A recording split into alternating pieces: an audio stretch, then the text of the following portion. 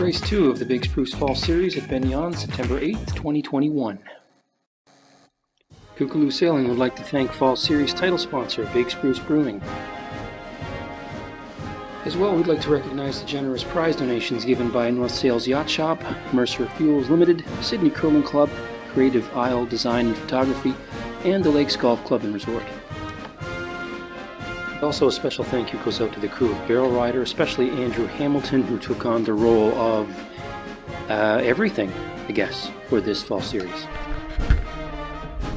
Just a gorgeous sunny night here. A massively sunny night, I might add, as well. Light winds. The race course tonight is an upwind beat to the first windward mark, followed by what should be a beam reach to mark 2, and then ending with a downwind run. Just 3 of us on board tonight, and because most of these races tend to be more reaching style races, we have previously declared non-spin. Not considering any type of line bias. I know generally the pin ends tend to be favored. There were 11 boats in this race. 9 of them formed this ugly clump as close to the pin as they could get, and rather than getting messed up with all of that barging and yelling, we just took all of the open line. We felt there was lots of room, as I said, and good clear air.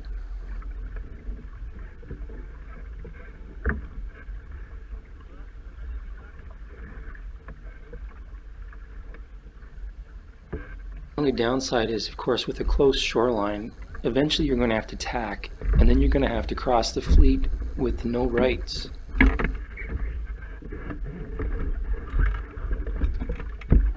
But that just becomes the theme here. How many boats cross in front of us?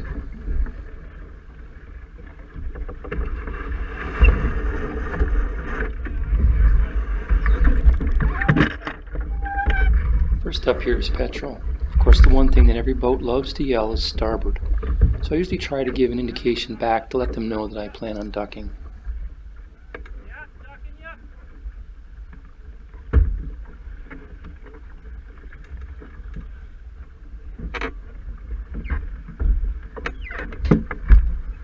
Next is Rum Runner, but she's being closely followed by Barrel Rider, and I don't think I can fit in between the two. So, have you ever heard of this fantastic technique called an lee-bow?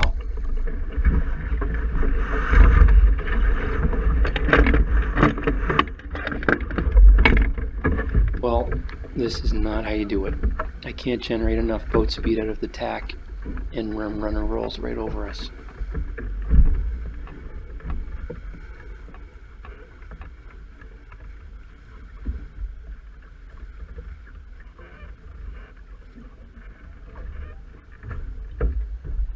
Now, to make matters worse, we're just getting blanketed by Rum Runner here, and our speed is decreasing rapidly. Plus we have Barrel Rider that's now approaching over our starboard stern. We can't tack, because if we did,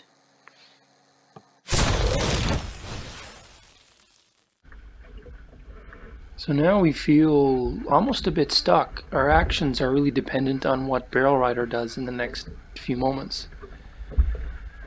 So what can we do? Well, we can take a picture of them and they can take a picture of us.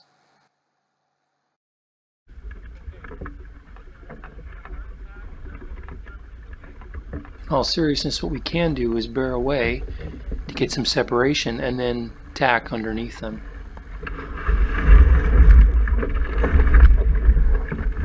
So far, that's 3 boats that we've had to go behind.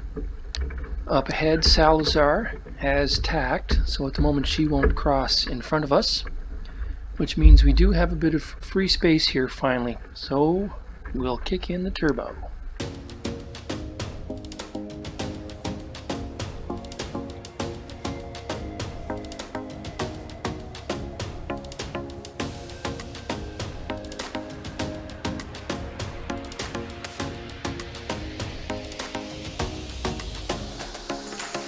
Up ahead, Mosquito, the other lovely Kirby 25 in the fleet, crosses in front of us. So that's 4 boats.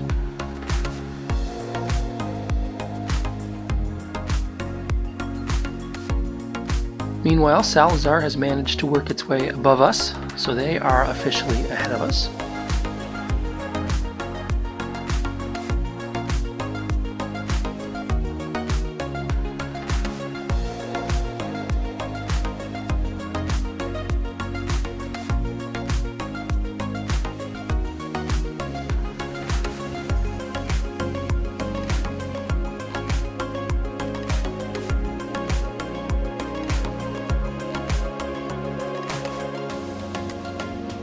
This is the catamaran, no restrictions approaching. I thought this one might be close, but in the end I felt it was best not to chance it. Just go behind them as well.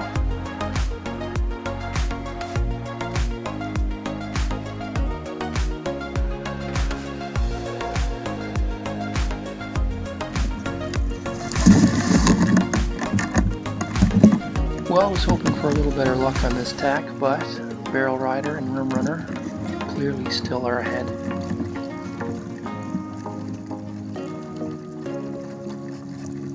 Up ahead, Irish Mist is clearly in front of us, so that makes 7 boats now that have passed us. It's debatable if we are on the ley line, but we are going to remain on this point of sail for the next little bit. And it does appear as though we're making some gains on petrol.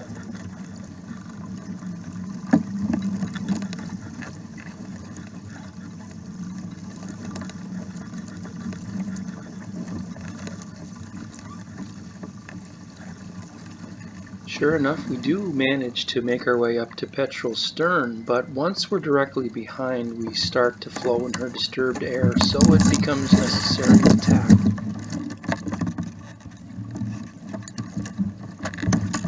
So were we able to make gains on Barrel Rider? No. Once again, we'll have to duck.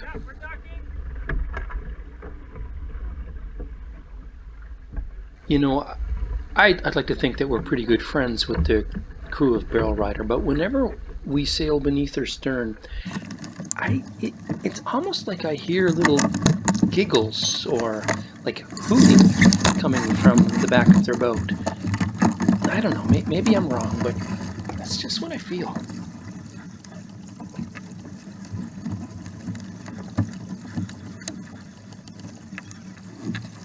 Ironically, though, we end up getting the last laugh here, though, because when Barrel Rider tacks, look at the angle that she's coming out on. Definitely picked up a wind shift here. All right, time to hit that turbo once again.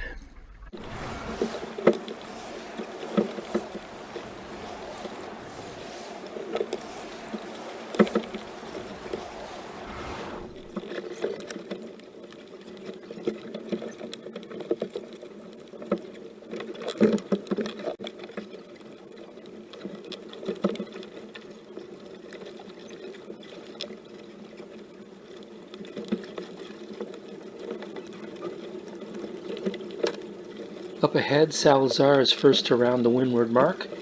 Irish Mist is close behind.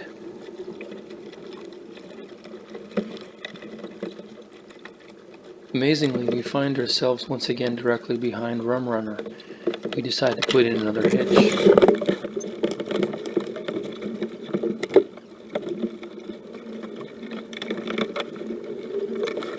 This works out very well for us, as unfortunately Rum Runner gets stuck in light air. We manage to round the windward mark in 3rd place.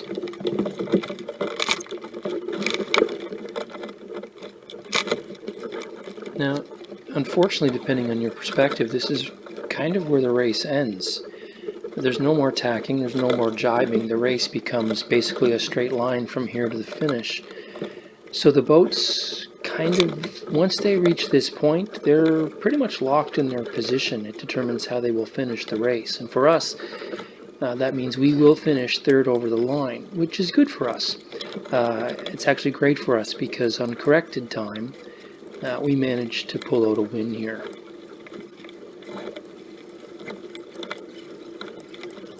I guess the takeaway here is you're never necessarily out of a race. At the beginning, when we were ducking so many boats, it wasn't looking like we were going to be in a position to win. But things change, and a lucky wind shift, and that's it. We got lucky.